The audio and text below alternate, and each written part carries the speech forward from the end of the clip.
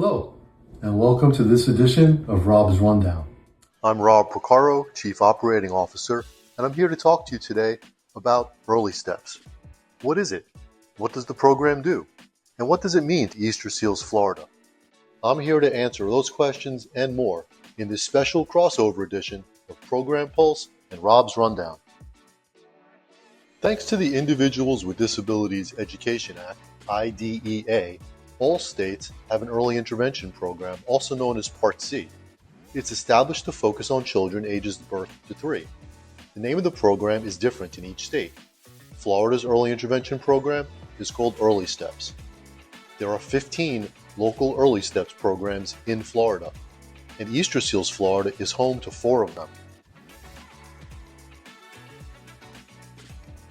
This includes the North Beaches Early Steps program, which serves approximately 3,200 children each year in Volusia, Flagler, Lake, Sumter, and Putnam counties.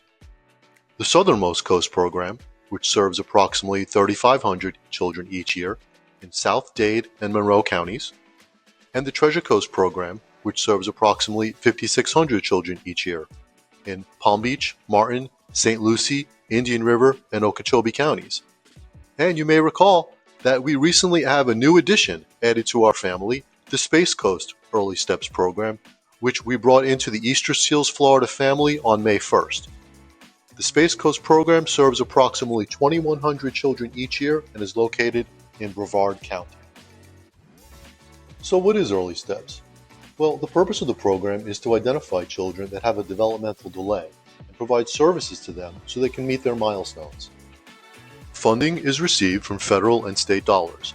The Florida Department of Health is the overseeing agency. Each local program's budget is determined by how many children they served in the prior year. There are no out-of-pocket costs for families. In the absence of insurance or Medicaid, Part C is the payer of last resort. Part C is the name of the funding source. It's the fund that the state has set aside for children ages birth to 3, and it guarantees that the evaluation is paid for, and if the child is eligible for the program, their services are paid for as well. In order to be eligible, the child must have a diagnosis, or what we call an established condition, or a documented developmental delay. There is specific criteria outlined in the Early Steps Policy Handbook and Operations Guide, as we lovingly refer to as our Bible. But the evaluation team can use their clinical opinion if they feel a child needs services. Early Steps uses a primary service provider approach. We identify one primary team member that meets with the family and provides them with coaching and education, so they develop the skills needed to support their child's development. All families are assigned to a team that will work with the child from beginning to end. Now, there is talk about the program extending beyond age 3. The Florida Department of Health is working on the logistics regarding that, including how it would be funded and how service provision would be accounted for. We'll provide an update once that comes to fruition. So how are all of these services paid for? How is the Early Steps program funded?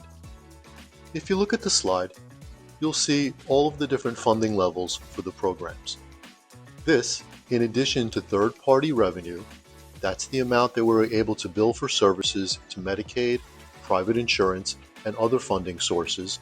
If you add it all up, would total more than 53% of all of Easterseals Florida revenue. That's quite a bit.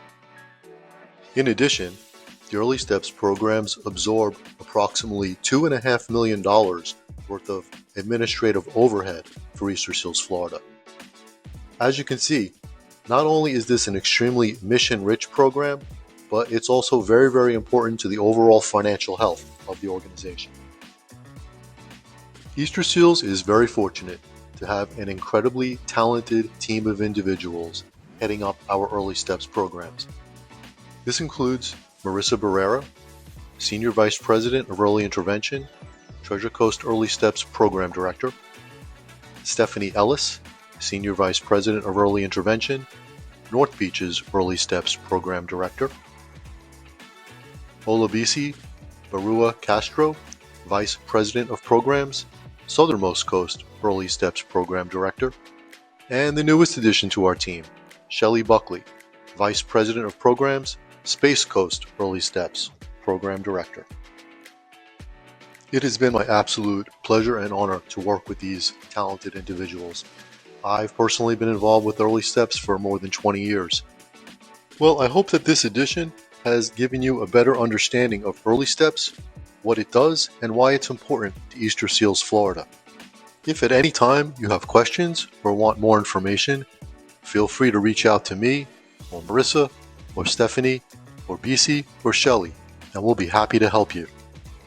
Everyone we've worked with, from the director, the support team, but the actual therapists that come to the house have become family to us. And they show up kind of when you might be feeling in the trenches as a parent. They kind of show up and offer that support through the week. One of her big milestones, she was a little bit delayed crawling. Her physical therapist worked tirelessly, like on the ground, hands and knees crawling with her. And then she did finally crawl right around, I think, 17 months. She's really in touch with like what she's learning, what they're teaching her. My life without Early Steps, I feel in raising Josie, would feel a little more lost. I wouldn't feel as confident as I am as a parent, and that she's getting what she needs, we're offering her enough. It's just one more piece where weekly you have 3 different people working with her, and they're offering us suggestions, how to work with her, what she's doing well, what we could work on next. It's a family that's, they more or less come out of the woodwork. Once she was born, there was just an outreach of people. And with Early Steps and their help through their programs, we don't feel like we're alone, anymore. We have a family, a huge family, and a huge community of help around, and that's always there. They're always a phone call away. I would really encourage any parents. The program is wonderful. The fact that they come to your house, as flexible as they are, and as sweet and kind as everyone is.